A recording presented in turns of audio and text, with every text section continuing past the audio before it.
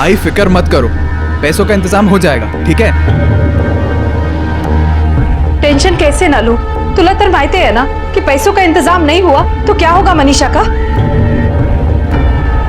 हाँ पता है आई, पैसों का इंतजाम हो जाएगा, तू टेंशन मत ले। अभिषेक बेटा, 200-400 की बात होती तो फिक्र नहीं करती, पर तुझे पता है ना 1 लाख रुपए देना है उन्हें।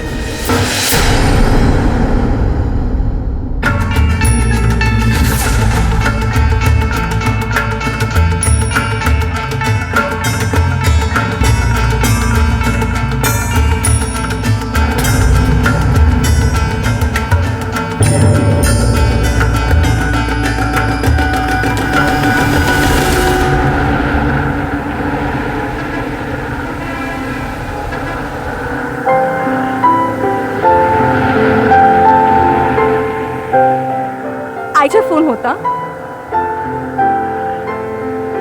मनीषा ताई को देने वाले 1 लाख के बारे में पूछ रहे थे, तो कुछ हुआ अरेंज? हुआ तो नहीं है, पर हो जाएगा, कोशिश चल रही है। 1 मिनट रुको।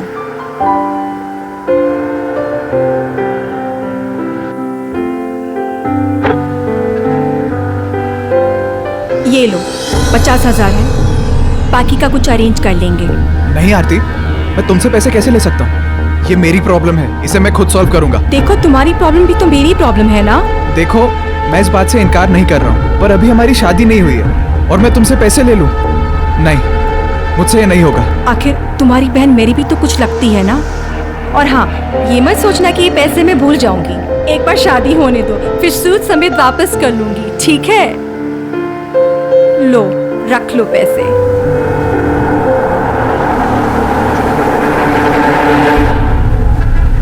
सच और अच्छाई की जीत तभी संभव है जब उसके पीछे विवेक और किसी भी कीमत पर गलत के सामने ना झुकने की दृढ़ सोच हो, वरना ईमानदारी और अच्छाई की राह पर चलते हुए इंसान को भी कभी कभी बुराई अपनी चपेट में ले सकती है, उसे नुकसान पहुंचा सकती है। हमारा आज का केस भी कुछ ऐसा ही है, जहां रिश्तों में एक दूसरे का फायदा उठाया जाता है। किसी की अच्छाई, उसकी भलमनसाहत को उसकी कमजोरी समझकर उसका शोषण होता है और धीरे धीरे जिंदगी गुनाह का शिकार बन जाती है। आई, आई दरवाजा खोलो। आई, अरे हुआ क्या? तू इतनी घबराई हुई क्यों है?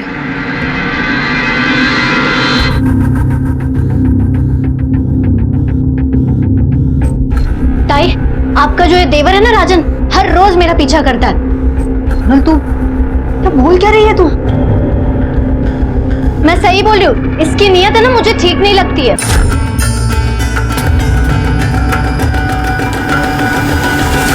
सोनल, ये क्या बकवास कर रही है? भाऊ ये झूठ बोल रही है। मैं इसका क्यों पीछा करूंगा, बताइए आप। ओ, क्या लगा रखा है नाटक? हाँ, एक तो खुद की बेटी को संभाल नहीं सकते हो और मेरे भाई को बदनाम करने पे लगे हुए हो। ये ज्यादा नहीं हो रहा है?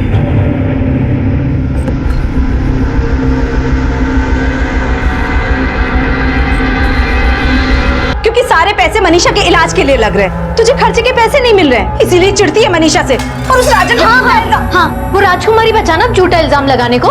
तुम लोगों को मेरे बात पे भरोसा नहीं है ना? ठीक है, अब करने दो उसको मेरा पीछा, देखना मैं उसको क्या करती हूँ। फिर बोलना नहीं कि मैंने बताया नहीं। सोनल,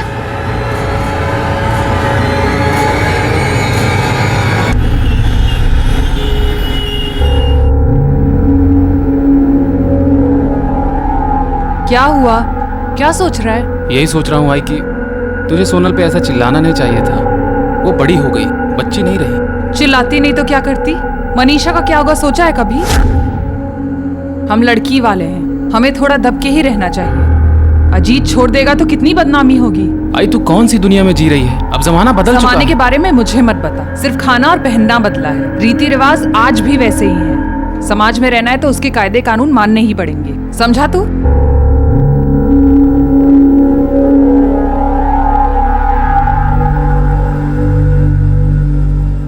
ये लो आई, पूरे 1 लाख हैं, दे दो मनीषा ताई को और निभाओ अपने रीति रिवाज।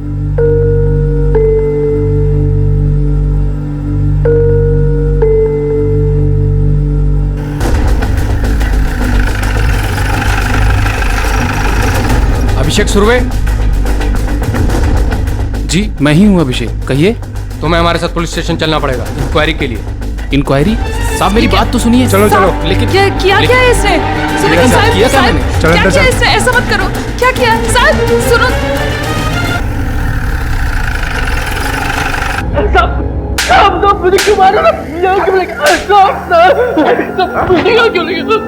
पहले अपने कलीग दोस्त राजीव दुबे का सामान चोरी करता है और उसके बाद बोलता मैंने क्या किया। मैंने कोई सामान चोरी नहीं किया साहब। ये इनोसेंट बनने का नाटक बनकर 3 दिन पहले जहाँ चोरी हुई थी वहां पर तेरे फोन की लोकेशन दिख रही है। इसका मतलब तू भी चोरी में शामिल था।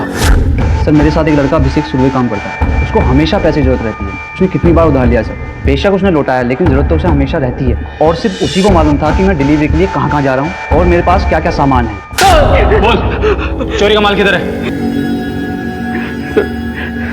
पैसे की जरूरत होने का मतलब ये तो नहीं होता कि मैं चोर हूँ। पापा के गुजरने के बाद अपने घर को मैं ही देख रहा हूँ सर। मैंने लोगों से उधार लिया और समय से वापस भी किया है। पर यकीन मानिए सर ये चोरी मैंने नहीं की। साहब मेरे बेटे को छोड़ दो। उसने कुछ नहीं किया है। उसने आज तक किसी का एक पैसा नहीं लिया। वो चोरी क्या करेगा साहब? साहब उसे छोड़ दो। मनोज अभिषेक लग गया हो साहब।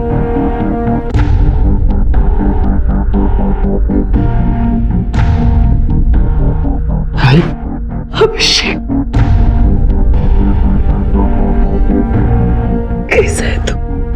ठीक हो? चल जा, लेकिन एक बात ध्यान रखना, इंक्वायरी अभी भी चल रही है और ये केस खत्म होने से पहले शहर से बाहर जाने की सोचना ही मत, समझा? ले जाइए अपने बेटे को।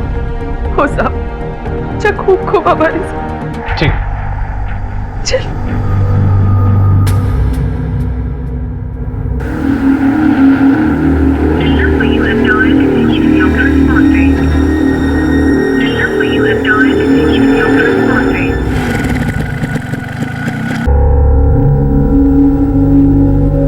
आई सुनो ना, अभिषेक को ना अब तक आ जाना चाहिए था।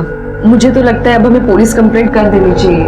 आरती हो सकता है किसी काम में फंस गया हो, इसीलिए आने में लेट हो रहा है। ऐसा करते हैं सुबह तक देखते हैं। इतनी रात में पुलिस में क्या जाना। ठीक है, तुम्ही बोलताय तर मग राहू दे। आई मैं निकलती हूँ। हाँ अगर वो आ जाए तो मुझे प्लीज कॉल कर देना। हाँ सुनो, आईची काळजी घे। चल। अभिषेक भी ना, तो क्यों टेंशन ले रही है? दादा आ जाएंगे।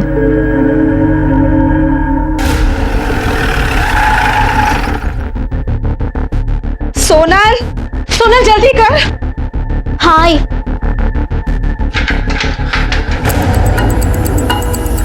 अभिषेक सुरवे यही रहता है? हाँ साहब, पर वो कल रात से लौटा नहीं है। हम दोनों थाने ही आ रहे थे रिपोर्ट लिखवाने के लिए। ठीक है, आप हमारे साथ पुलिस स्टेशन चलिए। बोलिए, कहाँ छुप के बैठा आपका बेटा? ऐसा क्यों पूछ रहे हैं साहब? क्या हुआ? मैं तो खुद आपके पास मदद के लिए आ रही थी। आपको ये नहीं पता कि आपका बेटा ऑफिस का डिलीवरी का सामान चुरा के भागा है, जिसमें 2 लैपटॉप और 2 महंगे मोबाइल फोन थे। चोरी? काहे बोलता है साहब? मेरा बेटा चोर नहीं है, बहुत ईमानदार है वो, बहुत मेहनती है वो। सर, ये लड़की आई काय झालं? तुम कौन हो? आरती। मेरे बेटे अभिषेक की मंगेतर है साहब। तुम्हें तो पता ही होगा ना कि उसने चोरी क्यों और कैसे की। सर वो ऐसा इंसान नहीं है। वो चोरी चकारी नहीं कर सकता। वो तो बेचारा पेट्रोल के पैसे बचाने के लिए भी कड़ी धूप में कितना पैदल चलता था। सर मुझे तो लगता है उसके साथ कुछ ना कुछ गलत हुआ है। मैं तो कल ही रिपोर्ट लिखवाने आने वाली थी, लेकिन सर मैं आपके हाथ जोड़ती हूँ, प्लीज उसे ढूंढ लो। भगवान ना करे उसके साथ कुछ गलत हुआ। सर हमने अभिषेक के बारे में जितने भी लोगों से पूछताछ की, सभी का यही कहना है कि अभिषेक ईमानदार मेहनती लड़का है। लेकिन उसके बारे में और एक बात सामने आई है। उसके कलीग ने उसके ऊपर चोरी का इल्जाम लगाया था। हम लोगों ने पुणे में इन्फॉर्म कर दिया है कि अभिषेक लापता है। सतीश, हो सकता है कि पैसों की तंगी की वजह से अभिषेक ने चोरी की हो। इस अभिषेक के बारे में और इन्फॉर्मेशन निकालो। Okay sir. Sir, delivery boy Rajiv Dubey के पास से जो मोबाइल चोरी हुआ था वो इस एड्रेस पे एक्टिव हुआ है।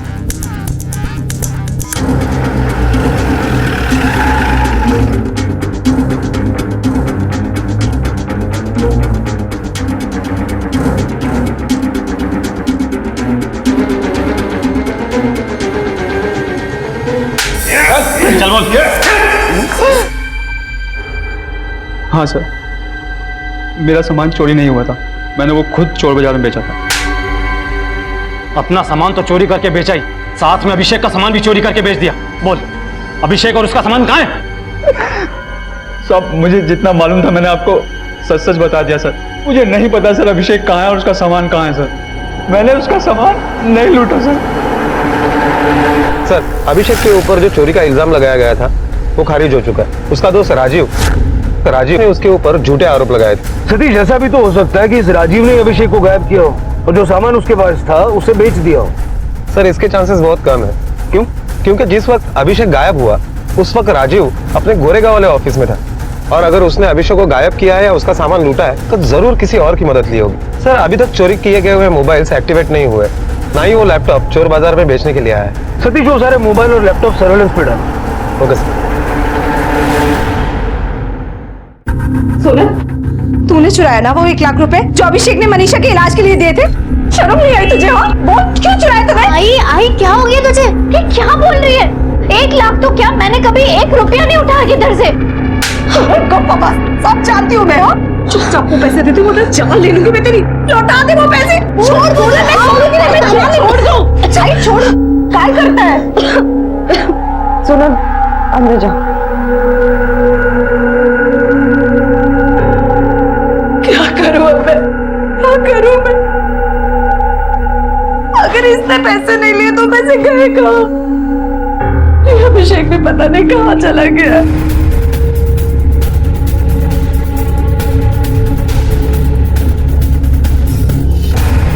रेखा में कहीं मिला लगा? नहीं सर। चंदे कुछ मिला क्या? नहीं सर, कुछ नहीं मिला। सर, एरिया काफी सुनसान है। अभिषेक के मोबाइल के लास्ट लोकेशन के अलावा यहाँ ऐसा कुछ भी नहीं मिला जिससे ये पता चल सके कि अभिषेक यहाँ आया था। सर, अगर अभिषेक यहाँ आया था तो कम से कम उसकी बाइक तो यहाँ होनी चाहिए। सतीश, लेकिन डिलीवरी का सामान लेके अभिषेक ऐसी सुनसान जगह पे आया क्यों? और अगर यहाँ उसके साथ कुछ हुआ है तो मुमकिन है कि कोई आई विटनेस नहीं होगा। मुझे नहीं लगता कि ये चोरी का या किसी प्रोफेशनल मैटर को लेके कोई मामला है। हो सकता है कि उसकी पर्सनल लाइफ से जुड़ी हुई कोई चीज है। अभिषेक के दोस्तों, रिश्तेदारों, पड़ोसियों सबसे पूछताछ करो कौन उस पर सबसे ज्यादा खुन्नस खाता होगा सर।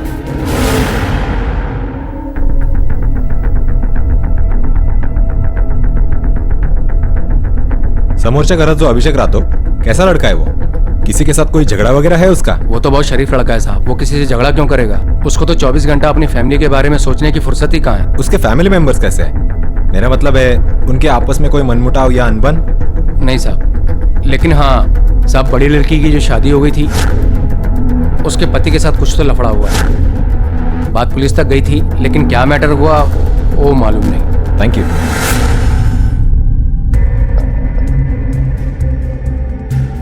आपको ये चोट कैसे लगी? सीढ़ी से गिर गई थी साहब। 1 साल पहले शायद इसी तरह आप सीढ़ियों से गिर गई थी और उस वक्त आपने और आपके परिवार ने आपके हस्बैंड के खिलाफ डोमेस्टिक वायलेंस का केस फाइल किया और अचानक एक दिन आपने वो केस वापस लिया। वो घर वालों को गलतफहमी हो गई थी साहब। पुलिस केस को नाटक समझ रखा आप लोगों ने। हमें अच्छी तरह पता है कि वो गलतफहमी थी या कुछ और।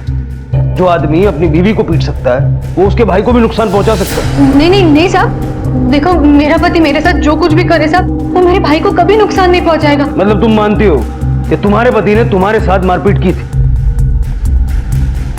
नहीं, वो मेरा मतलब ऐसा नहीं था साहब। ठीक है, जा सकती हो।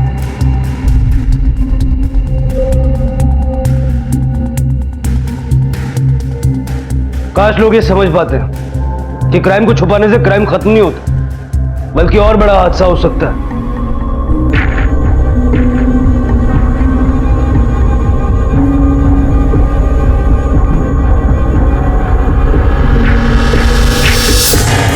सर, इंक्वायरी में शरीफ और किसी के साथ कभी ऊंची आवाज में बात नहीं करने वाले अभिषेक के बारे में एक असलियत सामने आई है। मनीषा के पति अजीत ने जब मनीषा को बुरी तरह से मारा था तो उसके बाद अभिषेक ने भी अजीत को काफी बुरी तरह से मारा और उसके खिलाफ डोमेस्टिक अब्यूज का केस भी डाला था।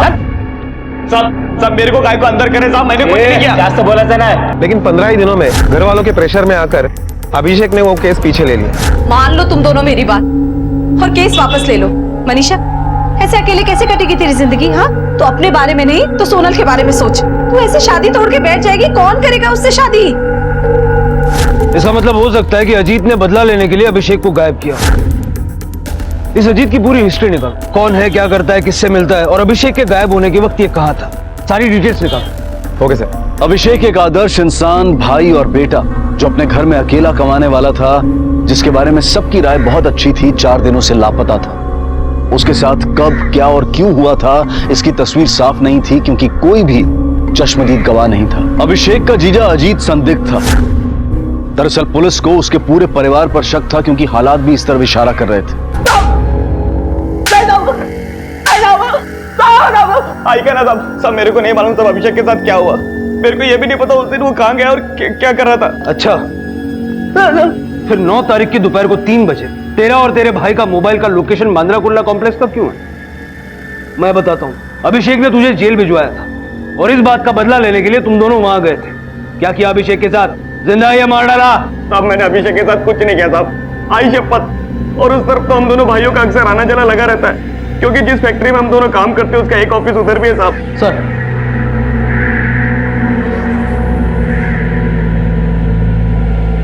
इसे यही रखना जब तक मैं न कहूं। कौन साहब, मैंने कुछ नहीं किया साहब। साहब मेरे जमाई का अभिषेक के गायब होने में कोई हाथ नहीं है, उसको छोड़ दो साहब। अभिषेक ने अजीत के खिलाफ कंप्लेंट लिखवाई थी ना, उसके बाद भी आपकी बेटी अजीत के घर वापस गई और आज यकीन से कहती है कि अजीत और उसका भाई अभिषेक को कुछ नहीं कर सकते। साहब झगड़ा किस परिवार में नहीं होता, पर ऐसे कोई बदला थोड़ी ना लेता है। मनीषा को जब उसकी गलती का एहसास हुआ वो खुद ही वापस चली गई थी। अभिषेक को ढूंढने के बजाय अब गड़े मुर्दे मत उखाड़ो साहब। देखिए ये पुलिस की इंक्वायरी है, आपका घरेलू मामला नहीं है। पूछताछ चल रही है, जब पूछताछ हो जाएगी तो छोड़ देंगे। अभी आप लोग जा सकते हैं। सतीश, अभिषेक की मां आशा की डिटेल्स निकाल, क्योंकि जिस सोच की वो औरत है, मुझे लगता है कि डोमेस्टिक अब्यूज का केस वापस लेने के लिए उसी ने अभिषेक और मनीषा को मजबूर किया होगा और हो सकता है कि इसी बात पे माँ बेटे की बनती ना हो। जरा पता करो कि माँ बेटे का रिश्ता कैसा था। Yes sir. अभिषेक के कॉल रिकॉर्ड से कुछ पता चला? कुछ खास नहीं मिला सर। हाँ सर, लेकिन एक बात है, अभिषेक ने गायब होने से पहले जो लास्ट कॉल रिसीव किया था वो उसकी छोटी बहन सोनल का था।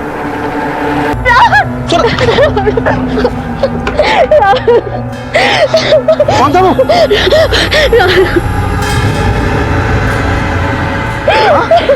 क्या हुआ? मैंने कितनी कोशिश की कि सब कुछ ठीक हो जाए, पर देखना अजीत ने फिर से मारपीट कर मनीषा को घर से निकाल दिया, क्योंकि हम उससे पैसे नहीं दे पा रहे। आई, आप पैसों का टेंशन मत लो, रुको।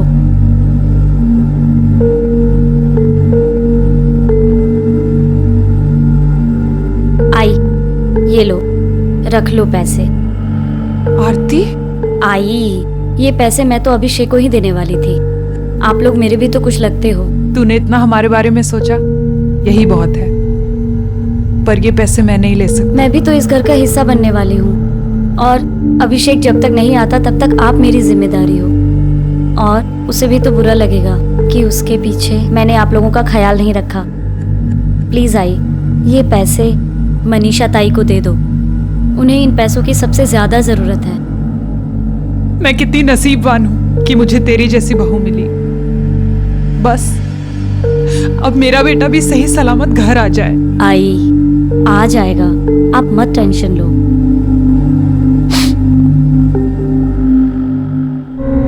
कब से पीछा कर रहा है वो मेरा, परेशान कर दिया उसने मुझे। तुम्हें पता है दिन पे दिन उसकी हिम्मत बढ़ती जा रही है। राहुल, मुझे बहुत डर लग रहा है अब। सोनल तुम बिल्कुल भी टेंशन मत लो, मैं हूं ना तुम्हारे साथ। मैं देख लूंगा उसे। तुम्हें पता है ना, मेरे अलावा तुम्हें और कोई नहीं छू सकता। तो smile smile smile smile smile. ये हुई ना बात। 9 तारीख को जिस दिन अभिषेक गायब हुआ, उसके गायब होने से पहले आखिरी कॉल तुमने उसे किया। क्यों किया था तुमने उसे फोन? सर वो मेरे भाई हैं, मैं उनको फोन क्यों नहीं कर सकती? बिल्कुल कर सकती हो, लेकिन हमें पता है कि काफी टाइम से तुम दोनों में कोई बातचीत नहीं थी। 1 महीने में उसके नंबर पे तुम्हारा एक भी कॉल नहीं है, फिर अचानक ऐसा क्या काम आ गया? देखो अपने तरीके से बता दो, वरना हमें अपना तरीका अपनाना पड़ेगा। सर वो दादा ने मुझे राहुल के साथ देख लिया था। राहुल मेरा बॉयफ्रेंड है। सोनल मुझे सब पता है तेरा क्या चल रहा है राहुल के साथ। देख बंद कर ये सब और अपनी पढ़ाई पे ध्यान दे। और अपने पैरों पे खड़ी हो, वरना देखा है ना मनीषा ताई का क्या हाल हुआ है, तेरा भी वही हाल होगा। दादा मैं ना अपना खुद देख लूंगी, आप अपना देखो, मेरी टेंशन मत लो। और हाँ, मनीषा ताई की तरह ना मैं आपके पास रोने नहीं आऊंगी। सर दादा ने बीच में पढ़ना बंद ही नहीं किया, इसलिए मैंने उनको फोन किया कि मुझे उनसे मिलके बात करनी है कि वो मेरे मामले में टांग ना अड़ाएं। पर बात करने से पहले वो भाग गए। भाग गए मतलब? सर सबको ऐसा लगता है कि दादा भगवान है, कोई सुपर हीरो है, जैसे वो सब कुछ ठीक कर लेंगे, पर वैसा नहीं है। वो भी हम जैसे ही हैं। वो ऊपर से स्ट्रांग बनते हैं पर छोटी छोटी बात पे घबराते हैं। हाँ आरती, थक गया हूँ मैं। इतनी कोशिश करता हूँ, इतनी मेहनत करता हूँ, फिर भी कुछ नहीं हो पाता है। हार चुका हूँ मैं। ऐसा मन करता है इन सब चीजों को छोड़ के कहीं दूर भाग जाऊं। सर मुझे तो लगता है दादा डर के भाग गए, वरना अगर वो यहाँ होते तो आपको कोई ना कोई खबर तो लगती उनकी। क्या समझती तू अपने आप को? पुलिस को क्यों बोला कि अभिषेक भाग गया है? भागा नहीं है तो किधर है बोलना। अब तो अपने बेटे के महान होने से बाहर निकल आई। वो भी हम दोनों की तरह इंसान है। मुझे तो लगता है दादा ही वो 1 लाख रुपए लेकर चले गए। अरे वो उसके ही पैसे थे, अपने पैसे क्यों चुराएगा वो? क्योंकि आई तूने उसका जीना हराम कर दिया। कभी तूने उससे पूछा कि वो कैसा है? बस पैसे चाहिए बोल दिया। अरे कभी सोचा है कि वो पैसे कहाँ से लाएगा? पैसे छापने की मशीन समझा ना तूने उसको। तेरी वजह से भागा है, तूने मजबूर किया उसे आई भागने के लिए। क्या बोली तू? मैंने मेरे बेटे को भगाया है? हाँ, मेरी वजह से भागा मेरा बेटा, मेरी वजह से भागा है वो। क्या बोली तू? पागल हो गई है क्या? हाँ हाँ, तेरी वजह से भागा है वो। और सिर्फ वही नहीं, मुझे तो लगता है बाबा भी तेरी वजह से तंग होकर मर गए। आई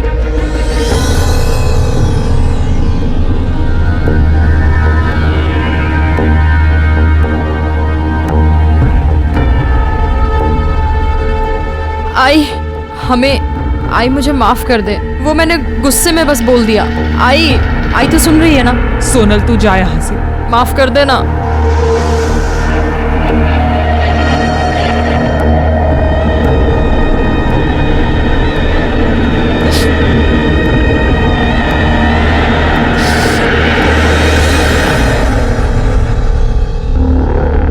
आरती, तुमने हमें ये कभी क्यों नहीं बताया कि अभिषेक अपनी घर वालों की जिम्मेदारियों से दुखी था और घर छोड़ के भागना चाहता?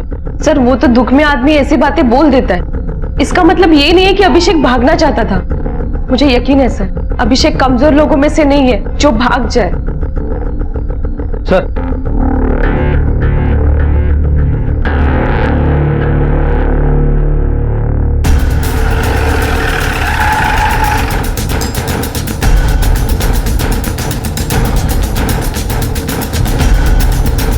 तुमने देखा किसी को ये बाइक पार्क करते हुए? सर यहाँ पे रोज इतने सारे लोग बाइक पार्क करते हैं, अब हर किसी की शक्ल याद नहीं रहती सर। तुम्हारे यहाँ सीसीटीवी कैमरा है? सीसीटीवी तो है लेकिन खराब पड़ा है सर वो। ठीक है, जाओ। सतीश, अभी हमारे पास कोई तरीका नहीं है जिससे ये पता लगे कि ये बाइक यहाँ पर अभिषेक ने पार्क किया या किसी और ने। अगर अभिषेक भागा है तो उसे बाइक यहाँ पार्क करने की क्या जरूरत पड़ी? 90% चांसेस है कि ये काम किसी और ने किया है। जरा बाइक पे देखो फिंगरप्रिंट्स मिलते क्या, हो सकता है हमारी उससे कुछ मदद हो जाए। Okay sir. अभिषेक को गायब हुए काफी वक्त बीत चुका था और बीतते वक्त के साथ पुलिस को उसके जिंदा मिलने के आसार भी कम लगने लगे थे। वहीं दूसरी तरफ उसका परिवार बिखरता जा रहा था। पुलिस को अब तक जितने भी सुराग मिले थे उसके मुताबिक कोई भी घर वाला उसकी गुमशुदगी का कारण हो सकता था। सब अपने अपने समीकरणों और अपनी मजबूरियों के अधीन थे और पुलिस इस तहकीकात में दिन रात एक कर रही थी। पर वहीं दूसरी तरफ अभिषेक के घर में कुछ ऐसा चल रहा था जिससे पुलिस अनजान थी। घर के अंदर के लोग ही जुर्म को बढ़ावा दे रहे थे, जो कि बहुत विनाशकारी हो सकता था।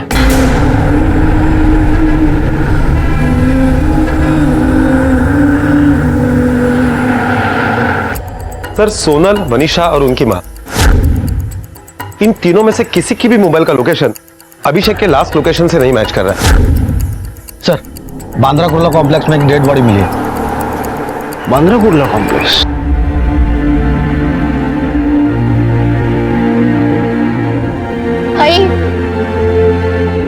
आई दरवाजा खोलो।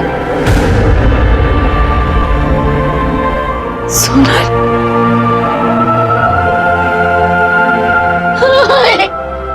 सोनल क्या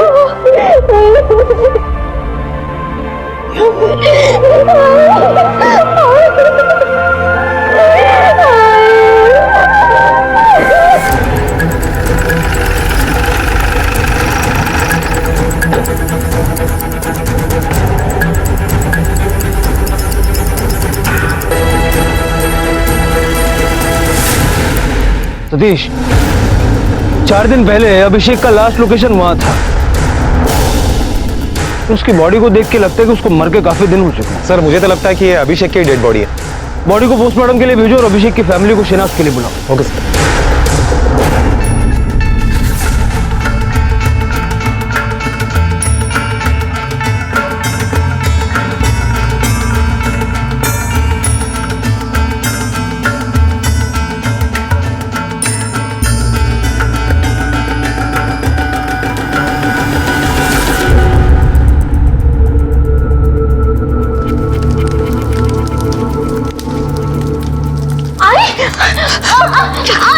आई ये कपड़े क्यों जला रही है? ये कपड़े पुलिस कंप्लेन में मेरी मदद करने वाले थे। आई कि मैं सच बोल रही हूँ आई कि राजन ने मेरा रेप किया है। चुप, एकदम चुप। ये बात तेरी जबान पे कभी आनी नहीं चाहिए। और भूल जा पुलिस। मैंने अजीत और राजन से बात कर ली है, सब कुछ ठीक हो जाएगा अब। आई क्या ठीक हो जाएगा? ये क्या बोल रही है तू? आई तूने इसको इधर क्यों बुलाया? बोलना। मैं अपनी गलती ठीक करना चाहता हूँ, सोनल से माफी मांगकर, इससे शादी करके। देख सोनल, वो अपनी गलती ठीक करना चाहता है, शादी करना चाहता है तुझसे। आई पागल हो गई है क्या तू? मैं इससे शादी नहीं करूंगी। देख सोनल, अगर तूने शादी से मना किया ना तो मैं जाकर पुलिस में बोल दूंगी कि मेरी अलमारी से जो 1 लाख रुपए चोरी हुआ है वो तूने किया है, समझी तू? इसलिए जो कहती हूँ वो चुपचाप कर।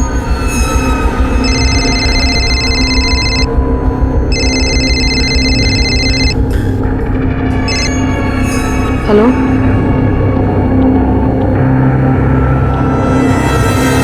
सतीश, पोस्टमार्टम रिपोर्ट के हिसाब से अभिषेक के सर पे इतने जबरदस्त वार किए गए कि उसी से उसकी मौत हो गई। उसके बाद में उसकी लाश को झाड़ियों में फेंक दिया गया। मौत का समय 9 तारीख को दोपहर 3 से 5 का है। बाइक से फिंगरप्रिंट्स मिले? नहीं सर, हो सकता है कि जिसने खून किया वो पूरी प्लानिंग में आया हो, उसने ग्लव्स पहने थे और इसीलिए अभिषेक के फिंगरप्रिंट्स के अलावा किसी और के फिंगरप्रिंट्स नहीं मिले। मत रो आरती, होनी को कौन टाल सकता है? रो मत बेटा, रो मत। चुप हो जा आरती, चुप हो जा। आई रडू दे तिला, रो ले जितना रोना है आज के दिन, क्योंकि आज के बाद तुझे कभी रोना नहीं पड़ेगा। पनोती थी वो फैमिली तेरे लिए, उन लोग के साथ तू कभी खुश नहीं रह पाती। चुप कर, तुला क्या अक्कल है कि नहीं? अरे समय देख के तो बातें किया कर। आई अरे सच बोलने के लिए कौन सा टाइम देखा जाता है? बेकार में रो रही है ये। मुझे तो अच्छा लग रहा है कि वो मर गया, नहीं तो ये भी उन लोग के लिए करते करते मर जाती और किसी को फर्क भी नहीं पड़ता।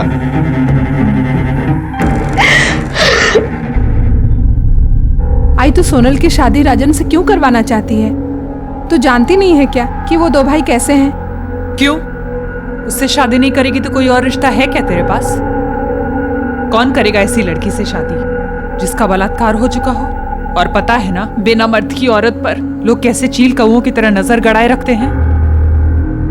अभिषेक के बाद अब वही लोग हमारा सहारा है, वही लोग इस घर के मर्द हैं अब। आई तू अपनी बात मनवाने के लिए अभिषेक का नाम मत ले। हाँ, वो आज नहीं है, लेकिन पहले कहाँ तूने कोई सही फैसला लिया है? क्या बोला तूने? हाँ, आज तुम लोग ही मुझे बात सुना रहे हो। तुम लोग कह रहे हो कि मैंने तुम लोगों की जिंदगी बर्बाद की, बिना पति के 3 बच्चों को पाल के दिखाओ, फिर बोलना। 35 साल की थी मैं तब तेरे बाबा गुजर गए, उससे पहले कभी घर से बाहर भी नहीं निकली थी। खुद को संभालना, तुम तीनों को पालना कैसे किया मैंने ये मैं ही जानती हूँ। एक बात बता, अजीत को जेल भेज के तुझे क्या मिलेगा? और राजन को जेल भिजवाकर सोनल को उल्टा समाज में बदनामी ही होगी। हेलो राहुल, मुझे तुमसे मिलना है, कुछ जरूरी बात करनी है। सर, अभिषेक के पड़ोसियों से जब हमने पूछताछ की तो एक बात पता चली है कि उसके घर वाले सोनल की शादी अजीत के भाई राजन के साथ कर रहे हैं। बड़े ताज्जुब की बात। और सोनल का तो एक बॉयफ्रेंड है, राहुल। सर, सोनल के घर वाले अजीत की असलियत के बारे में भी जानते हैं और उन लोगों की राजन के बारे में भी कोई राय अच्छी नहीं है। इसके बावजूद भी वो लोग सोनल की शादी राजन के साथ कर रहे हैं। सतीश, इस शादी की बैक स्टोरी कुछ और ही है, वरना बेटे की मौत के फौरन बाद शादी की बात कौन करता? अपना एक कांस्टेबल 24 घंटे सिविल कपड़ों में उनके घर की निगरानी पे लगा। उनकी हर मूवमेंट की छोटी से छोटी खबर मुझे चाहिए। Okay sir. क्या ये तुम क्या कह रही हो? और तुम्हें पता है, आई मेरी शादी जबरदस्ती राजन से करवाना चाहती है, ये जानते हुए भी कि उसने मेरा रेप किया। राहुल, मैं उससे शादी नहीं करना चाहती। राहुल, एक काम करते हैं, हम दोनों मंदिर में जाके शादी कर लेते हैं। आइए। सुनो, मेरी बात सुनो। मैं तुमसे शादी नहीं कर सकता। मेरे आई बाबा कभी नहीं मानेंगे। क्या? मुझसे प्यार करने से पहले तुमने अपने आई बाबा से पूछा था क्या? देखो सुनो, मैंने कहा ना, मैं तुमसे शादी नहीं कर सकता। एक रेप हुई लड़की को मेरे घर वाले कभी एक्सेप्ट नहीं करेंगे। राहुल, इसमें मेरी क्या गलती है? देखो, गलती किसी की भी हो, मुझे उससे कोई मतलब नहीं। तुम्हारा रेप हुआ है, ये जानने के बाद मैं तुमसे कभी शादी नहीं कर सकता।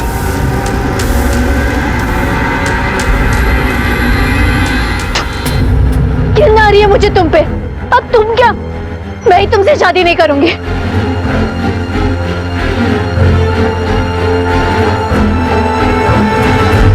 सर, मैंने पड़ोसन से पूछताछ की तो एक अजीब बात मालूम पड़ी। कुछ दिन पहले सोनल जब घर पर आई थी तो उसकी हालत बहुत बुरी थी। शरीर पर मार्क के निशान थे, कपड़े गंदे हुए थे। सर, उनको ऐसा देखकर लग रहा था कि उसके साथ कुछ गलत हुआ।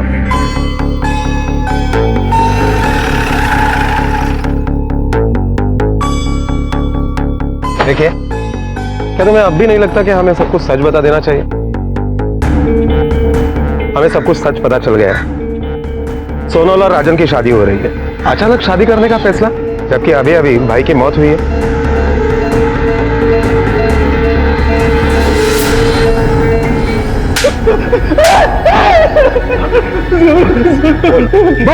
बोलता साहब, बोलता साहब, वो सोनल है ना साहब, उसका रेप किया था मैं। सब वो मेरे को कुछ समझती नहीं थी, उसका वजह से कितना बदनामी हुआ हम लोग का पता है। सब वो अचित भाव को घरेलू हिंसा के अंदर भी करवाया था। और इसीलिए तूने अभिषेक को मरवा दिया?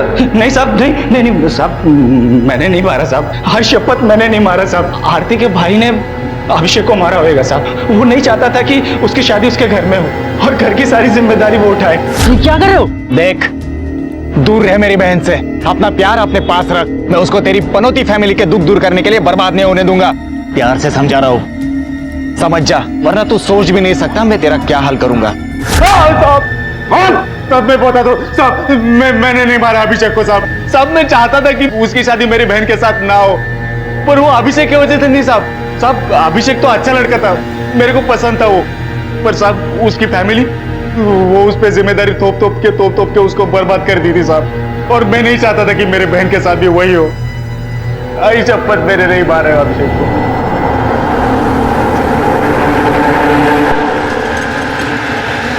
साहब, मेरी बेटी सोनल कल दोपहर से गई है और अभी तक वापस नहीं आई। मुझे तो बहुत डर लग रहा है कहीं वो खुद को कुछ कर ना ले। साहब, आपको कुछ अंदाजा है वो कहाँ जा सकती है? उसका कोई दोस्त या सहेली वगैरह? साहब, उसके दोस्तों के बारे में मुझे कुछ मालूम नहीं है। सर, सोनल का फोन अभी भी स्विच ऑफ ही आ रहा है। उसके कॉल रिकॉर्ड के मुताबिक उसने आखिरी फोन अपने बॉयफ्रेंड राहुल को किया था, तभी से सोनल गायब। सर, मेरे को नहीं मालूम वो कहाँ गई। उसने तुझे फोन किया था, क्या बोली वो फोन पे तुझसे? मिली थी तुझसे? हाँ सर, वो मुझसे मिलने आई थी और शादी करने के लिए प्रेशर दे रही थी। पर सर, उसका रेप हुआ ये सुनने के बाद मैं उससे कैसे शादी कर सकता था? तुझे कैसे पता चला उसका रेप हुआ है? सर, वो मुझसे खुद बोल रही थी कि हम लोग शादी कर लेते। मैंने मना कर दिया और वो वहां से चली गई। सर, उसके बाद मुझे नहीं मालूम कि वो कहाँ गई। हेलो, हाँ,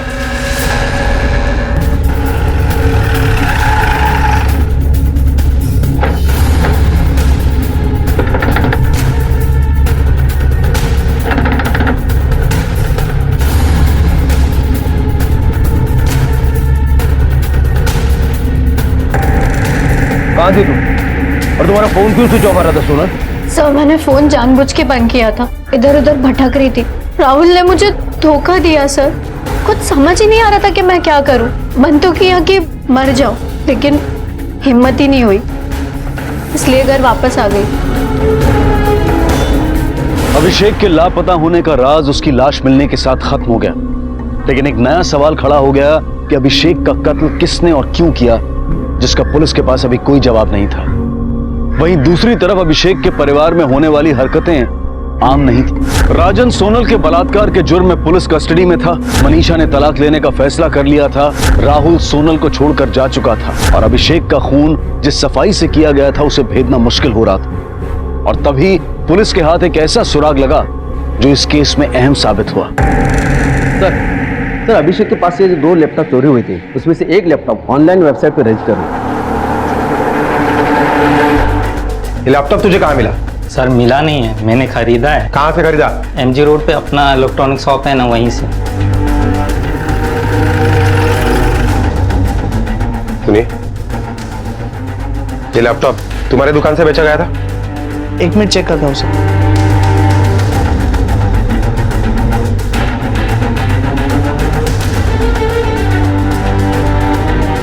हाँ साहब, ये लैपटॉप हमारी दुकान से लिया गया है। जिस दिन ये लैपटॉप तुम्हारे दुकान से बेचा गया उस दिन के CCTV फुटेज मुझे चाहिए। Okay sir.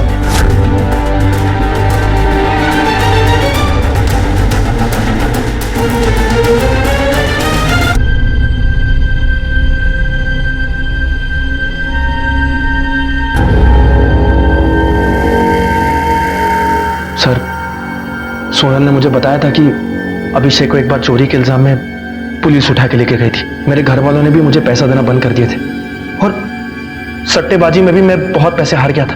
तभी मेरे को आइडिया आया। मैंने सोचा कि अभिषेक महंगे मोबाइल्स और लैपटॉप डिलीवर करता है। अगर मैं उसे लूट कर कहीं गायब कर दूं तो सारा इल्जाम उसी पर आ जाएगा। पुलिस भी यही सोचेगी कि अभिषेक सामान लेकर कहीं भाग गया और मैं उस सामान से अपना कर्जा चुका दूंगा। फिर सर, मैंने सोनल से कहा कि अभिषेक को फोन लगाकर मिलने की बात करो, हम आपस में मिलकर मामले को सुलझा देंगे। फिर मैंने ही कुछ देर बाद सोनल से फोन करके कहा कि मुझे कुछ जरूरी काम आ गया है, इसलिए हम आज मिल नहीं सकते। मैंने अपना फोन स्विच ऑफ करके उससे अकेले मिलने चला गया। अभिषेक भाई, अभिषेक भाई,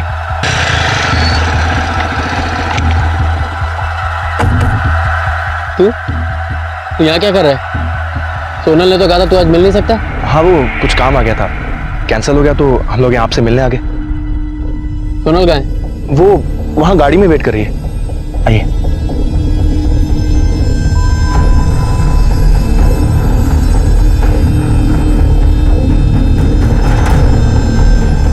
सर, मैं उसे वहां लेकर गया और उसके सर पे लोहे की रॉड मारी।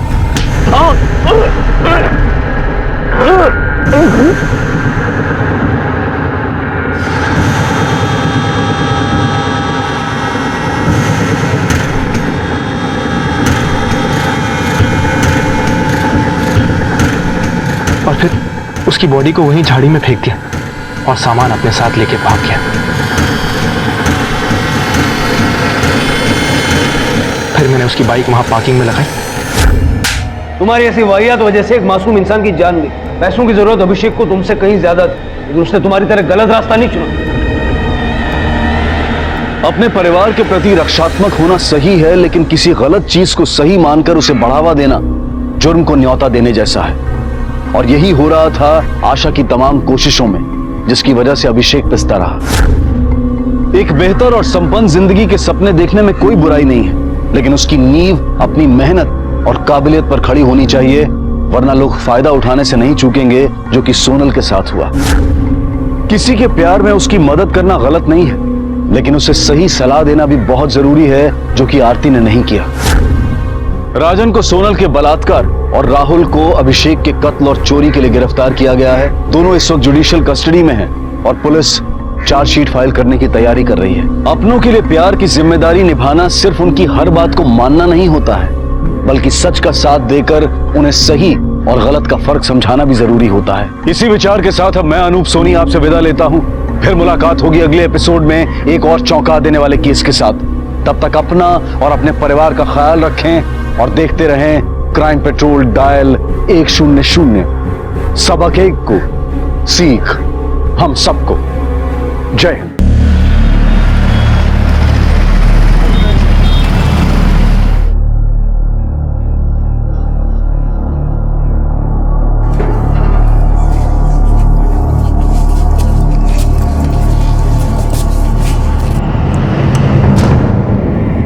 मम्मी घर पे नहीं है।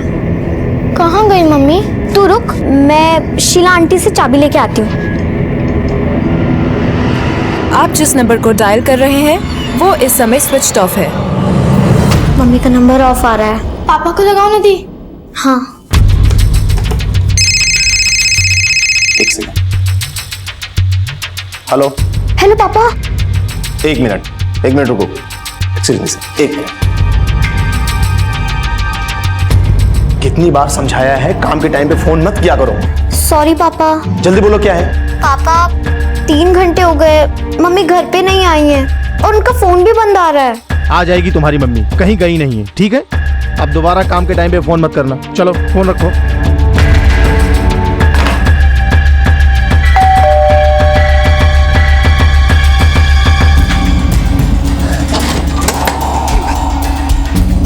मीरा, एक गिलास पानी देना। भत्ता रानी, मेरी टांगे तो टूट गई।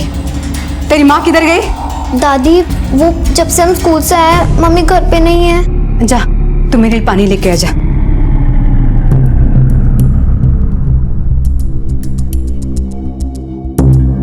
पानी। जा दादी से पूछ खाना लगा कि नहीं।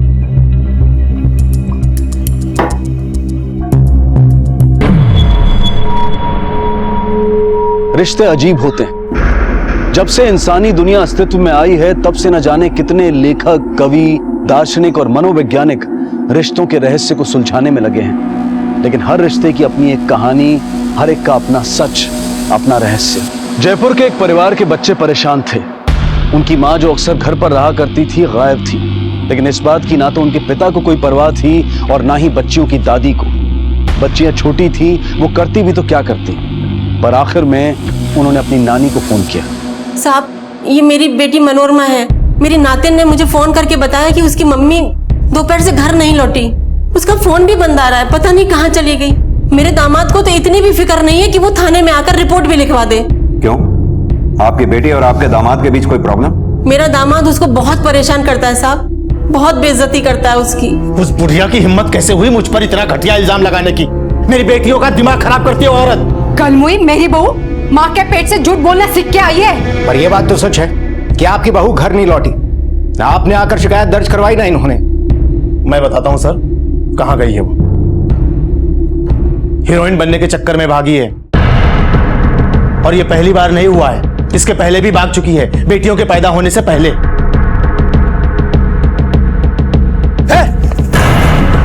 कहाँ जा रही है तू? बम्बई हीरोइन बनने। कब तक ऐसे जीऊंगी? तेरी शादी हो चुकी है। तो माधुरी दीक्षित भी तो शादी के बाद काम करती है, फिर मैं क्यों नहीं? सब झूठी बातें हैं साहब, मेरी बेटी ऐसी नहीं है। साहब देखिए, देखिए, ये सब उसी का है। फिल्म और टीवी सीरियल का भूत सवार था उसके सर पर। अब साहब, इस उम्र में आकर कौन सी ऐसी लड़की है जो इस तरीके की पत्रिकाएं नहीं पढ़ती? और मैंने तो आज तक नहीं सुना साहब कि फिल्मी पत्रिकाएं पढ़ के कोई लड़की घर से भाग गई हो। 34 साल की है साहब मेरी बेटी, 2 बच्चियों की माँ है, उसे अपनी जिम्मेदारियों का पूरा एहसास है साहब। मेरी बेटी पागल थोड़ी है साहब जो ऐसे ही घर बार छोड़कर भाग जाएगी। और मान लो साहब कि उसने ऐसा करने की कोशिश की भी होगी तो वो सिर्फ इसलिए कि वो लोग उसके ऊपर बहुत अत्याचार करते हैं। क्यों करते हैं अत्याचार? कोई खास वजह? साहब, मेरे दामाद से उसकी खूबसूरती बर्दाश्त नहीं होती। साहब, मुझे आज भी वो दिन याद है जब मेरी बेटी घर आई थी, दूसरी बार पेट से थी वो। मैं क्या करूं माँ, कुछ समझ नहीं आता। प्यार जरा भी नहीं है। दोनों माँ बेटे हर वक्त मुझे सताते हैं, अब तो मारने भी लगे हैं। मेरी हर बात में नुक्स निकालते हैं माँ। जब वो तुझे इतना मारता है तो फिर तू दोबारा पेट से क्यों? मैं क्या करती माँ, मेरे साथ जबरदस्ती करते हैं। मेरी तबीयत ठीक हो या ना हो उन्हें कोई फर्क नहीं पड़ता।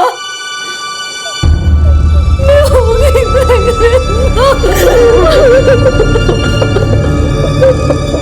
अरे पत्नी है वो, पति को सुख देना उसकी जिम्मेदारी है। सर बलात्कारी तो है ऐसा शारीरिक संबंध। देख लीजिए साहब, माँ की ऐसी सोच तो बेटी कैसी होगी। दिन भर टीवी के सामने बैठे रहते हैं, कभी ये पिक्चर कभी वो पिक्चर। साहब मैं आपको बताती हूँ, एक दिन हमारे शहर में शूटिंग चल रही थी और ये महारानी घर का सारा काम धाम छोड़कर चली गई शूटिंग देखने। शूटिंग ही तो देखने के लिए गई थी। अरे गुनाह आप लोगों की तू मैं में कोई दिलचस्पी नहीं है हमारी। हमारा काम हम पे छोड़ दीजिए। लता लेके जाओ इन्हें। चलो चलो। सर ये बात तो साफ है कि मनोरमा की ना अपने पति से बनती है ना सास से। कहीं ऐसा तो नहीं कि माँ बेटे ने मिलकर ही कुछ किया हो और फिर भागने की कहानी बना रहे हैं। अंकल मम्मी हमें छोड़ के कभी नहीं जा सकती हैं। बेटा आप इतने यकीन के साथ कैसे कह सकते हो? अंकल क्योंकि वो दुनिया की बेस्ट मम्मा है। अच्छा तो अब आप बच्चों की बात पे भरोसा करेंगे? इतना दिमाग होता ही नहीं? अपनी माँ की नौटंकी को समझ पाने की समझ होती है इनमें? साहब वो कल हुई पिक्चर की इतनी दीवानी अपने बच्चों का नाम करिश्मा करीना रखने वाली थी। देखिए साहब मैं तो कहती हूँ आप अपने कुछ लोगों को मुंबई भेज दो, देखना वही पड़ी मिलेगी हीरोइन बनने के चक्कर में। हाँ सर मनोरमा अपने साथ एक भी कपड़ा लेकर नहीं गई, उसकी अलमारी से पर्स मिला।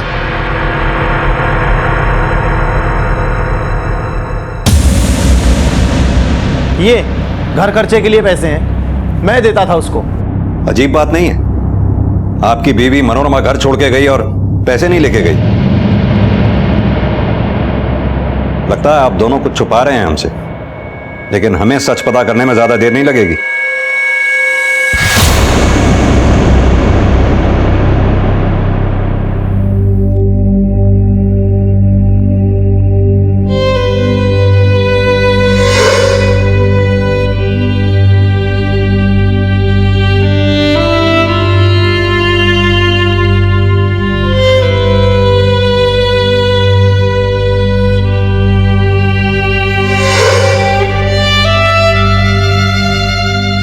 नींद नहीं आ रही, माँ की याद आ रही है।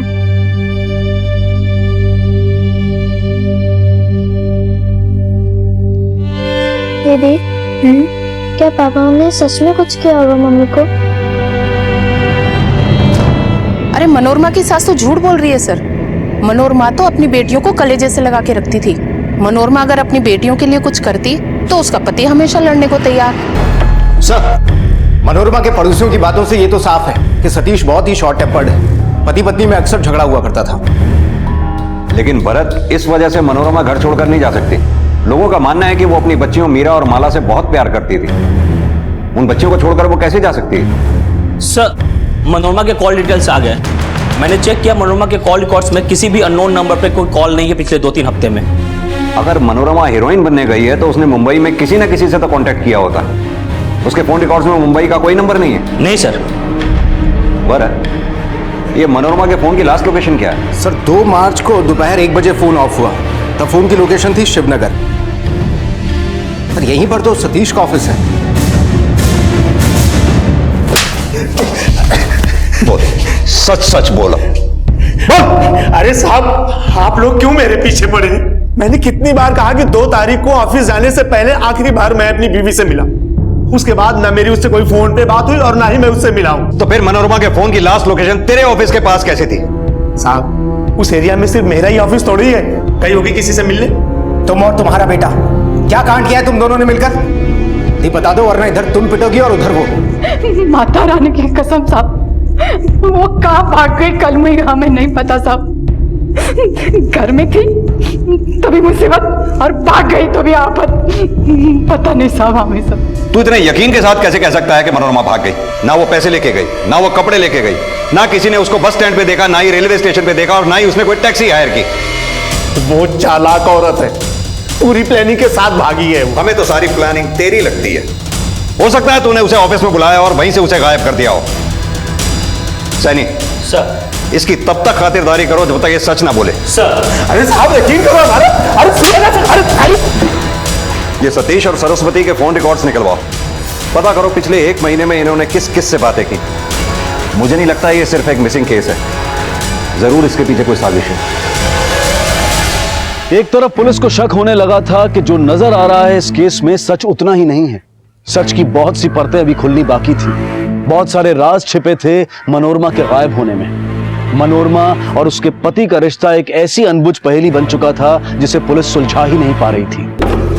सर, ये रही मनोरमा की सास सरस्वती और पति सतीश के फोन की लोकेशन डिटेल्स। तीनों का फोन 2 मार्च को दोपहर 1 से 2 बजे के बीच सतीश के ऑफिस के आसपास ही था। उसके बाद 2 बजे मनोरमा का फोन ऑफ हुआ और उसके बाद में सरस्वती और सतीश के फोन की लोकेशन शिवनगर से जनता नगर की तरफ शिफ्ट हुई।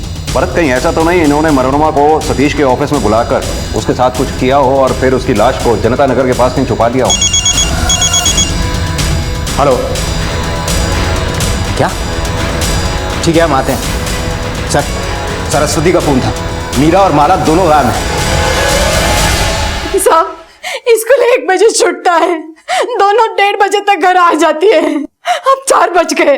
मैं स्कूल होकर भी आई, चौकीदार बोला कि वो दोनों 1:15 बजे वहां से निकली है।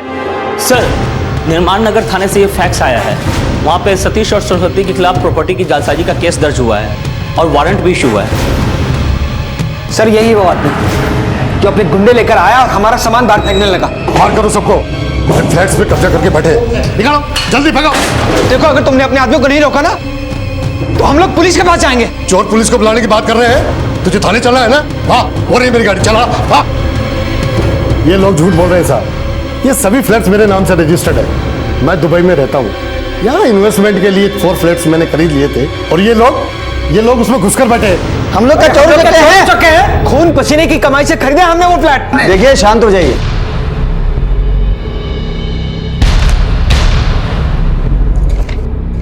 देखिए, रजिस्ट्रार ऑफिस से प्रॉपर्टी के कागजात मंगाए हैं और इनके हिसाब से चारों फ्लैट्स मिस्टर मलिक ने बिल्डर से खरीदे थे। और आप जो दस्तावेज दिखा रहे हैं सब फर्जी हैं। इनको कभी रजिस्ट्रार ऑफिस में दर्ज ही नहीं करवाया गया। ऐसा कैसे हो सकता है साहब? देखिए, बहस करने का कोई फायदा नहीं है। आपके डॉक्यूमेंट्स कोर्ट में टिक नहीं पाएंगे। आपको मिस्टर मलिक की प्रॉपर्टी खाली करनी पड़ेगी।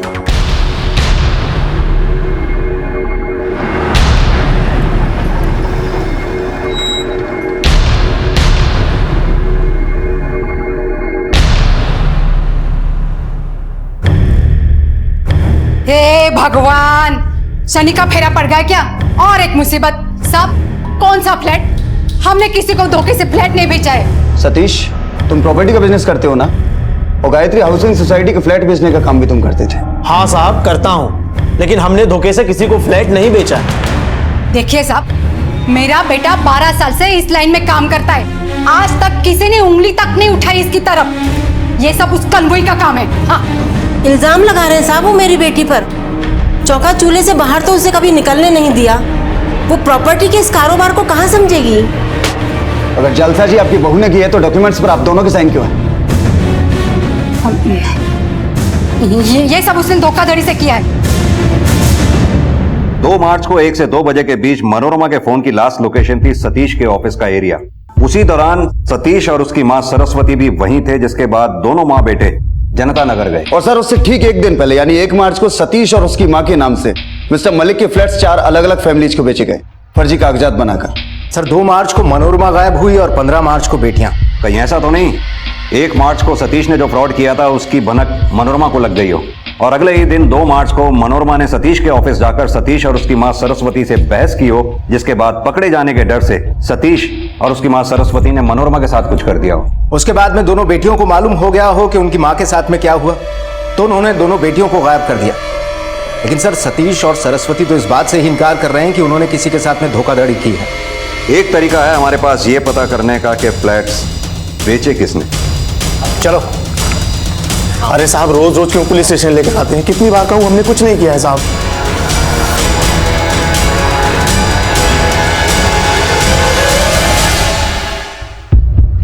यही है वो दोनों? नहीं साहब, हमें तो एक ही आदमी मिला था जिसने अपना नाम सतीश बताया था। इस लड़की को कभी देखा था उसके साथ? नहीं साहब। उस आदमी का चेहरा तो याद होगा जिसने तुम्हें धोखा दिया? हाँ साहब। उसका स्केच बनवा सकते हो? हाँ साहब, बनवा सकते हैं। नानी,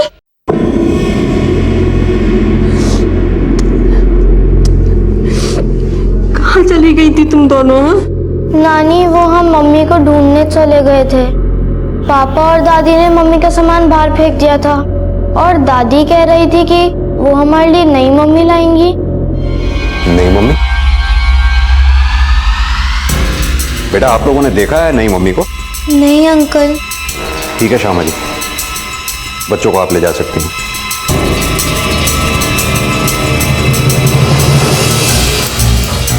ये दूसरी मम्मी का नया ही एंगल सामने आया।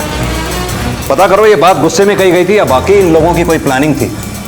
और सतीश और सरस्वती के फोन रिकॉर्ड्स और फोन की लास्ट लोकेशन दोबारा से चेक करो, हो सकता है हमारी नजर से कुछ चूक गया हो।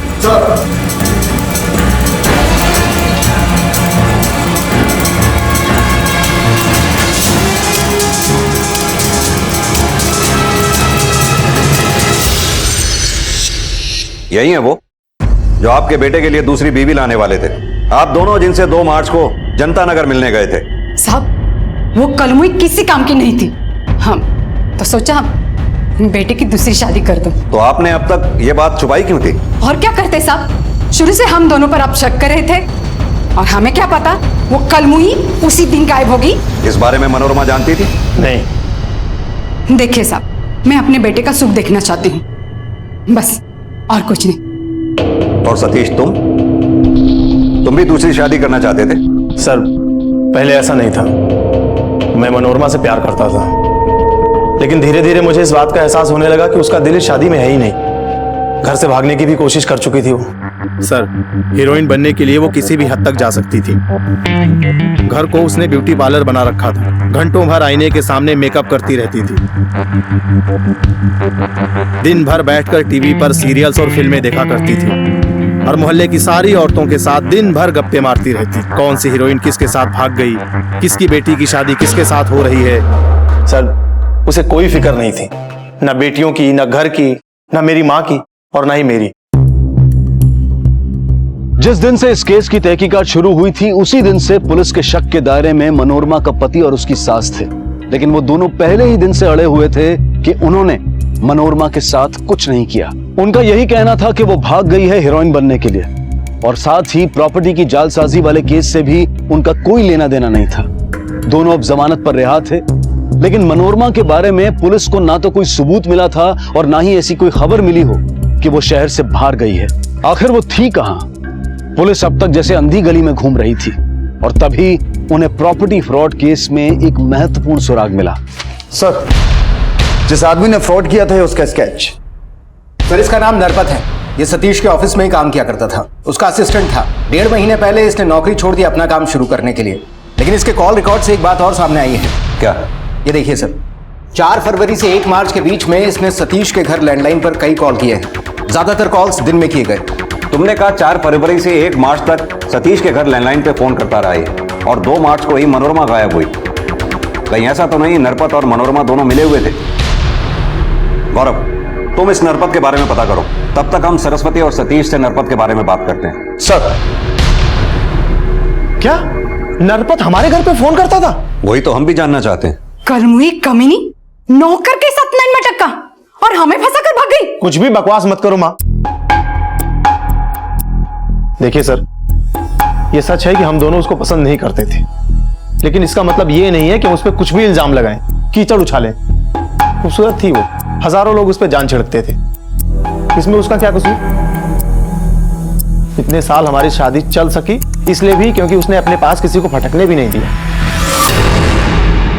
सर नरपत का ट्रेल मिल गया है सर। चूंकि मनोरमा ट्रेन, बस या टैक्सी से कहीं नहीं गई थी, इसलिए मैंने आसपास के सारे टोल नाकों की सीसीटीवी फुटेज चेक किए और ये देखिए सर, 2 मार्च को करीब 2:30 बजे नेशनल हाईवे 12 पर नरपत के साथ ये औरत थी।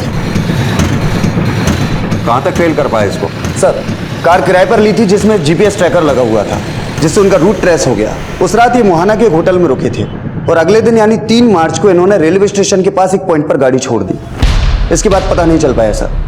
अब या तो इससे आगे ये दोनों कार बदलकर चले गए या ट्रेन से कहीं चले गए। अब आगे की कड़ियां हमें मोहाना जाकर ही मिलेंगी।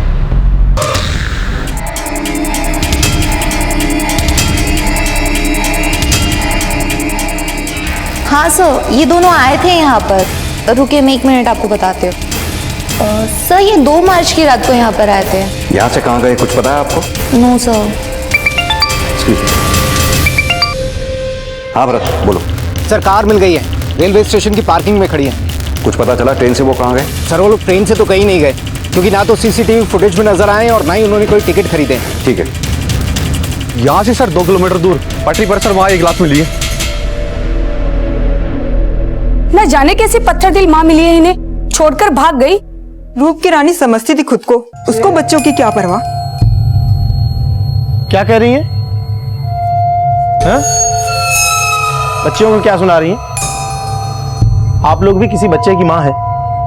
इन बातों से बच्चों पर क्या असर पड़ता है पता है आपको? चलो बेटा, इन लोगों की बातों का बुरा नहीं मानते। इन लोगों को दूसरों को दुख तकलीफ में देखकर बहुत खुशी मिलती है। तुम लोग अपनी पढ़ाई करो बस, ठीक है? चल।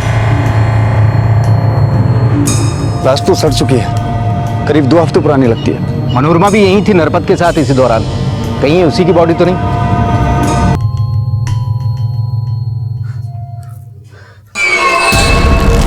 सर ये मनोरमा है, ये साड़ी और गहने उसी के। बॉडी सड़ चुकी है, पक्का ये मनोरमा ही है। शादी के बाद 12 साल साथ में गुजारे, आंखें इतना धोखा नहीं खाएंगी, ये मनोरमा ही है सर। आइए।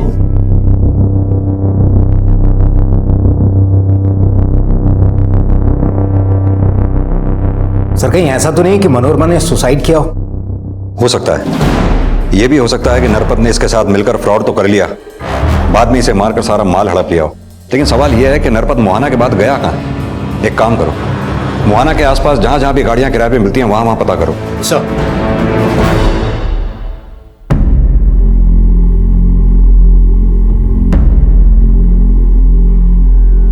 माला, तू उदास मत हो।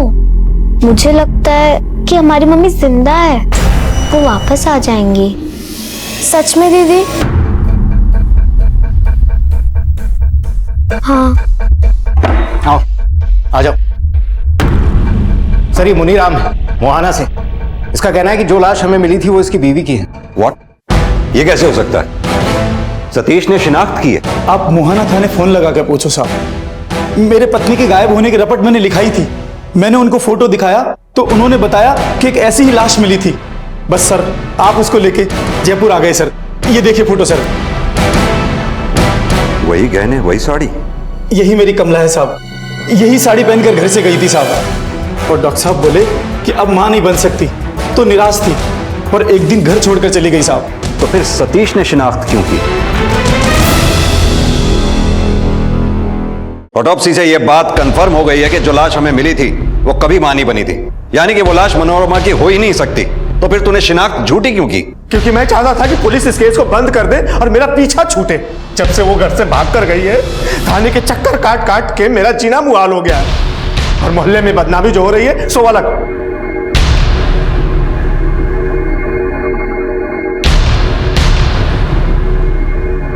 नानी, आप यहाँ?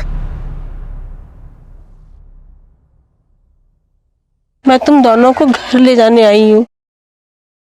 अब से तुम उन गंदे लोगों के साथ नहीं रहोगी। नानी, हम नहीं चल सकते। मम्मी लौट के पापा के घर ही आएंगी ना?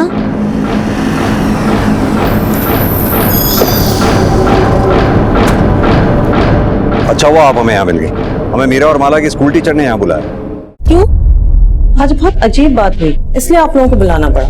मीरा और माला को अक्सर बच्चे परेशान करते हैं और हम उन्हें रोकते हैं, लेकिन आज मीरा ने कहा कि उनकी माँ मरी नहीं है, जिंदा है और वो सबको सबक सिखाने वापस आएगी।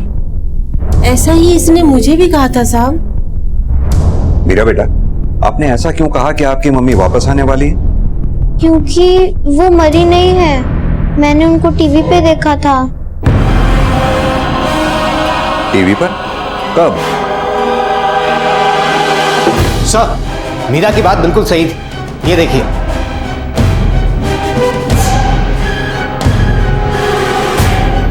यानी सतीश और उसकी माँ सही थे। सर ये मुंबई पहुंच गई और एक्टिंग भी करने लगी। और हाँ सर, जब मैंने मुंबई पुलिस को इसकी डिटेल्स भेजी तो पता चला कि वहां एक एक्टर की बीवी ने इसके खिलाफ शिकायत दर्ज की। कैसी शिकायत? उस एक्टर का पीछा किया करती थी। उसको तंग किया करती थी। यहाँ हम पागलों की तरह केस के अलग अलग एंगल से जूझ रहे हैं और वहां मैडम मनोरमा हीरोइन बन चुकी हैं। भरत, तुम और गौरव फौरन मुंबई जाओ, जितनी जल्दी हो सके इस मनोरमा को ट्रेस करो। सर।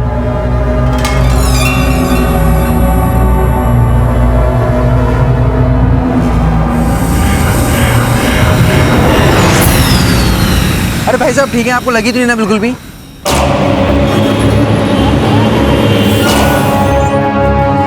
हाँ मैंने ही करवाई थी एफआईआर। 3 हफ्ते हो गए हैं, जीना हराम कर दिया उस औरत ने मेरे पति का।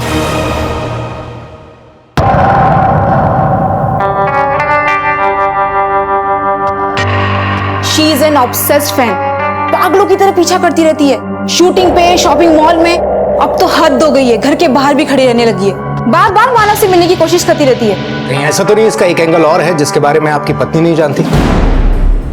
मतलब कहीं ऐसा तो नहीं कि इस फैन को हवा आप ही ने दी है? होता है ना ऐसा भी, आखिर एक्टर हो।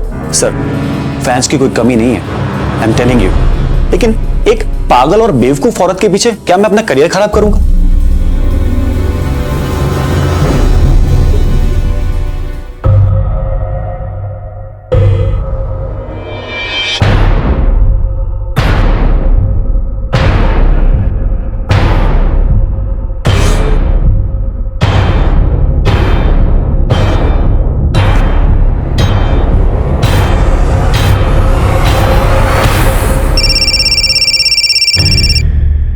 हाँ गौरव, मनोरमा का घर चेक किया, वो यहाँ कई दिन से नहीं आई और नहीं उसके घर से हमें कुछ खास हाथ लगा है। मुझे एक और स्टोरी पता चली है मनोरमा के बारे में। मनोरमा और वो एक्टर मानव भी मिला करते हैं, ब्रेक में वैनिटी वैन में और आसपास की एक कॉफी शॉप में। असल जिंदगी में भी बहुत अच्छी एक्टिंग कर रहा है मानव। कुछ महीने पहले हुई थी मुलाकात उससे, जब मेरा जयपुर में शूट था, उसी दौरान वो कहने लगी कि उसे एक्टर बनना है और मैंने भी डींगे हाँकते हुए उससे ये कह दिया कि आ जाओ मुंबई, इंडस्ट्री में मेरी जान पहचान है, तुम्हें रोल दिलवा दूंगा। लेकिन मुझे क्या पता था कि वो सचमुच मुंबई अटकेगी। वो मुझे कहने लगी कि रोल दिलवाने के लिए वो मुझे पैसे भी देगी और उसने मुझे ये कहा कि उसके बाद बहुत सारा पैसा है।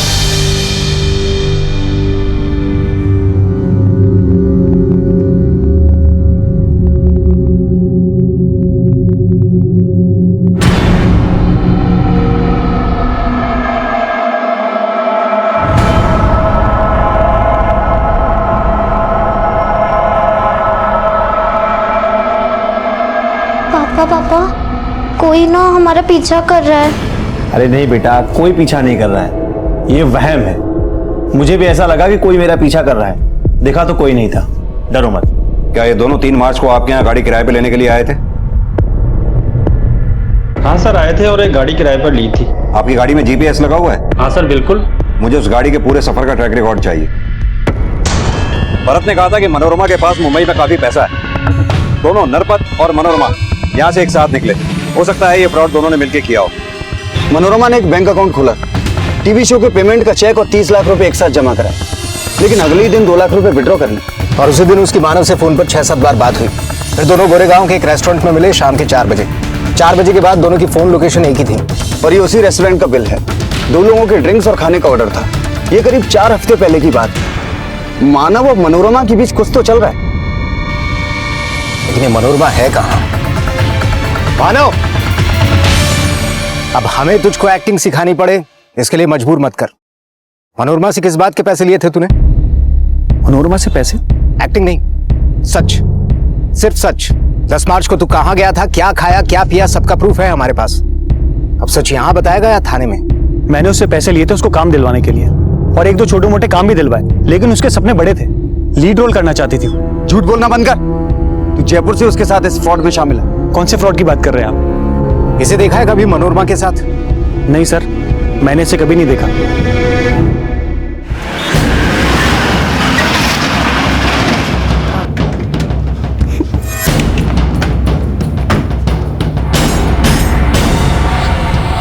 यही है वो गाड़ी जो नरपत ने रीजेंट कार वाले से किराए पे ली थी।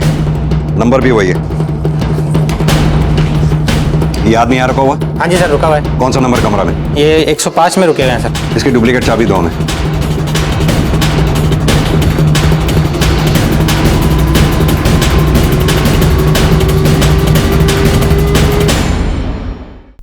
अब अब और पिटेगा या बोलेगा?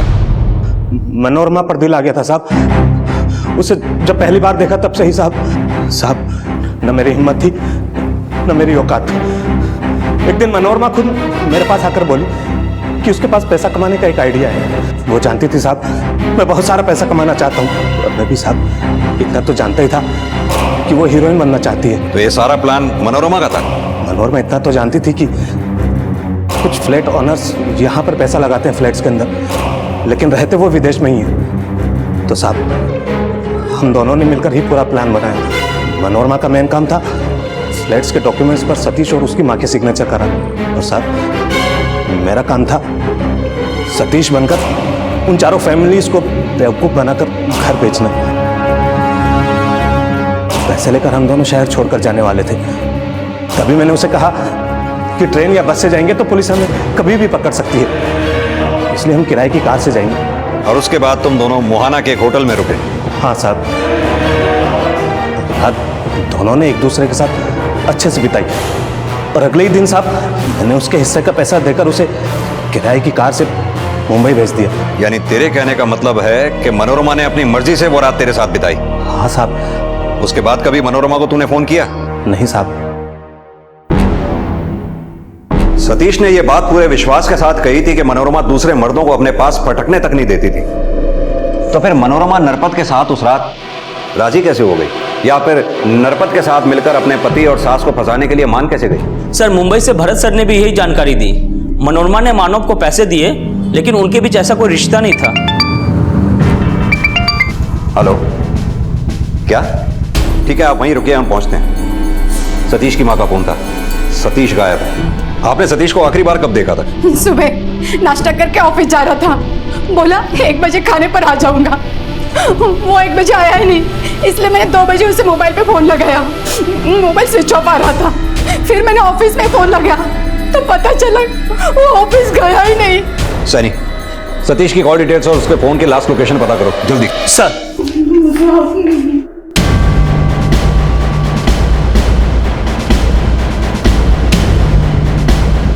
मनोरमा को जयपुर ट्रेन में चढ़ते हुए देखा गया है। लेकिन वो जयपुर लौटेगी क्यों? ये औरत कब क्या करती है, क्यों करती है, ये तो तभी समझ में आएगा जब एक बार वो हमारे हाथ लगेगी। क्या किसी पे शक है आपको? 2-4 दिन से सतीश का कोई पीछा कर रहा था, ऐसा उसको शक था साहब। सैनी, पता करो क्या किसी ने इनके घर के आसपास किसी अनजान आदमी को देखा है क्या? सर। मेरा बेटा। सर, ये इन्फॉर्मेशन तो पक्की है। मनोरमा जयपुर ट्रेन से निकली थी। मनोरमा के जयपुर आने की खबर और सतीश के लाश मिलने की खबर दोनों एक साथ ही आई हैं। पर सर वो ऐसा क्यों करेगी? इतनी मुश्किल से तो यहाँ से भागी थी, वापस आई भी तो क्यों? अगर मनोरमा जयपुर में है तो इसने अपने बच्चों से या फिर अपने पति से कांटेक्ट करने की कोशिश जरूर की होगी। ये सतीश के कॉल रिकॉर्ड्स दोबारा से चेक करो।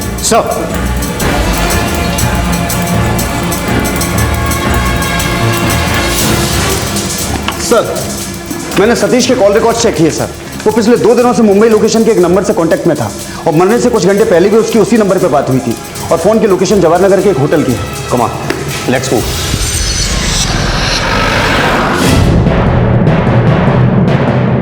जरा चेक करके बताइए इस नंबर का गेस्ट कोई आपके यहाँ ठहरा हुआ? जी सर। जी सर, रूम नंबर 101।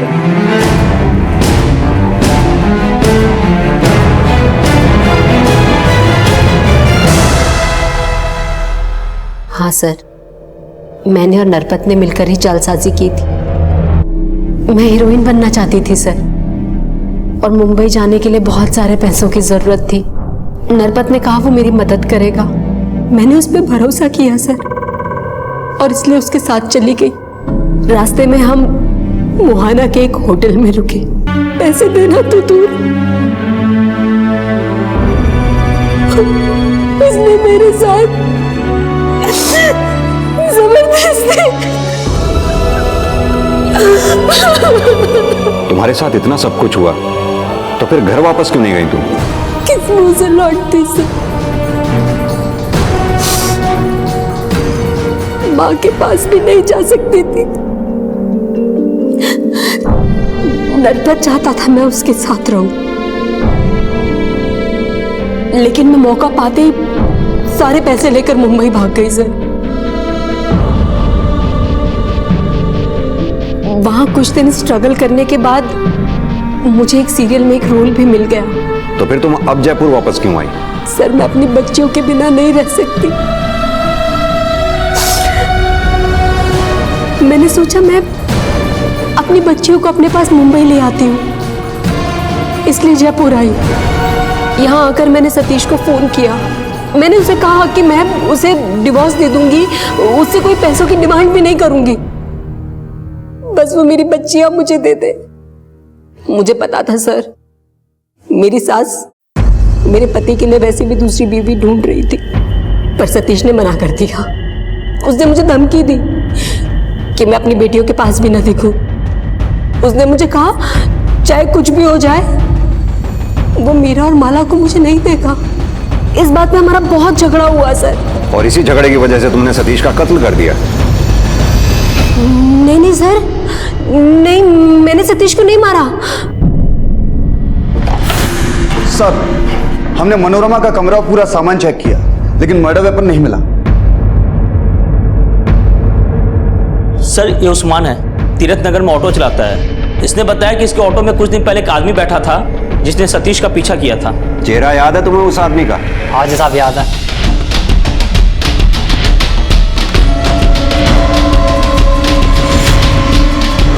सर ये तो नागेंद्र है, जिसके साथ फ्लैट खरीदने में धोखाधड़ी हुई।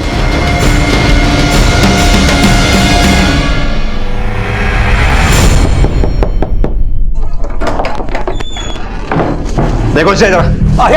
कहाँ मुझे चले आ रहे हैं? अभी पता चल जाएगा। सर इनके बैकयार्ड से मिला। जिंदगी भर की कमाई वो फ्लैट खरीदने में गई। सरकारी नौकरी में हूं, आप खुद ही सोच लें कितना कमाता हूं, कितना बचाता हूं। सोचा था बाकी की जिंदगी बड़े आराम से अपने घर में बिताऊंगा। कभी सपने में भी नहीं सोचा था कि मेरे साथ इतना बड़ा धोखा होगा। लेकिन तुम्हें तो ये बात अच्छी तरह से पता थी कि सतीश ने तुम लोगों के साथ कोई धोखा नहीं किया। मैं नहीं मान सकता साहब, कोई नौकर इतना बड़ा फ्रॉड अपने मालिक की पत्नी के साथ मिलकर। हमारे डॉक्यूमेंट्स पर सतीश का ही साइन थे। अपना बदला पूरा करने के लिए एक निर्दोष आदमी की जान ले ली, अपने परिवार को बचाने के लिए एक इंसान का पूरा परिवार बर्बाद कर दिया। ये भी नहीं सोचा कि कैसे जिएंगी उसके दोनों बच्चियां बिना बाप के।